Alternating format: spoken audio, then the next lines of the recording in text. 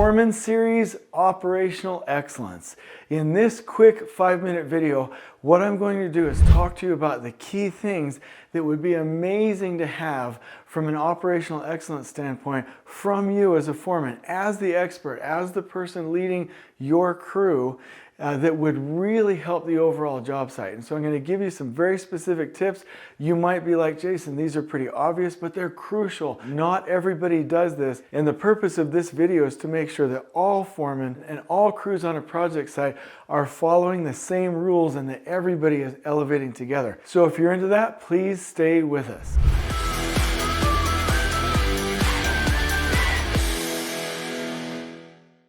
Okay, so I want to talk about operational excellence. I'm going to go over here to the trusty flip chart for this, and I just want to do this in the context of like looking at an overall project site.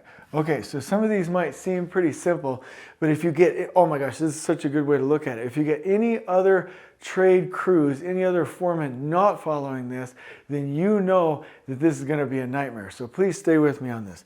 First and foremost, as a trade partner, it's very important to make sure that we have orderly parking, that your people are not parking in rogue locations, out in front of the emergency department, in the wrong area, at the loading dock, whatever would really make for a bad experience for the client. So parking is a key point of focus for us that we really need to manage well. If you have a good general contractor, they'll have restrooms here at the parking, good wayfinding signage so people can find where they're going, and you should be set.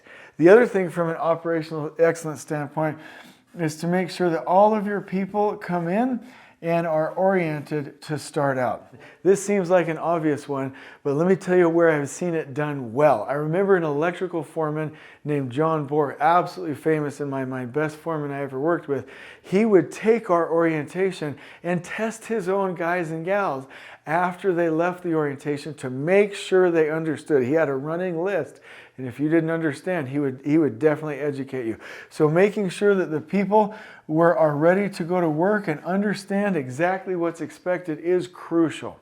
The other thing is, on a good job site, you will have what's called a morning worker huddle, where all workers huddle together in the morning for the day plan and to create a social group and really get on the same page, making sure that we have good attendance with your people up in the front, listening, not chatting, not distracted, not in the back, not on their phones.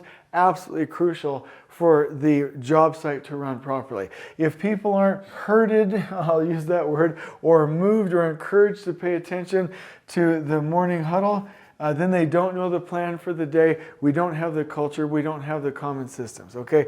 The other one that I want to talk about is that when we're out doing work, make sure that we're clean, safe, and organized. Now, I mention clean first because you can't really do safety without it being clean. So clean, safe, and organized is absolutely what we're expecting on project sites from an operational excellence standpoint. So that means that every one of your areas, your crews stay clean as they go.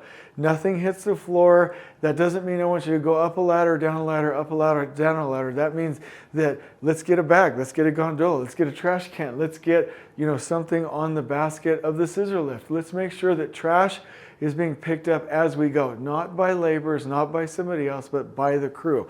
Holding the line there will do more for productivity than almost anything. Secondly, as a foreman, whether you agree with the safety rules or not, you came to the job site, and that means you agreed to follow the rules of that job site per the orientation.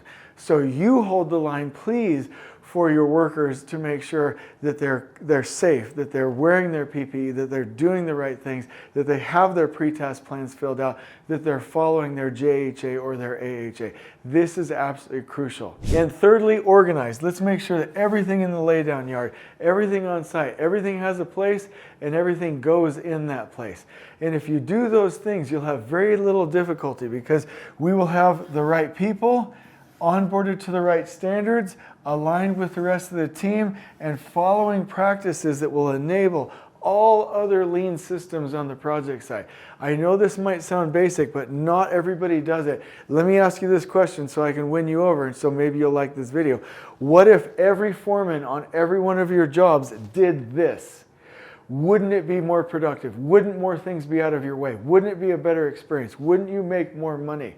And if the answer is yes, then I encourage you and me to set the example. So what I'll do is I will put this into a little bit of a blog post, a visual, and I'm going to link you to a longer video about foreman's duties and responsibilities, and I really think you're going to love it. On we go.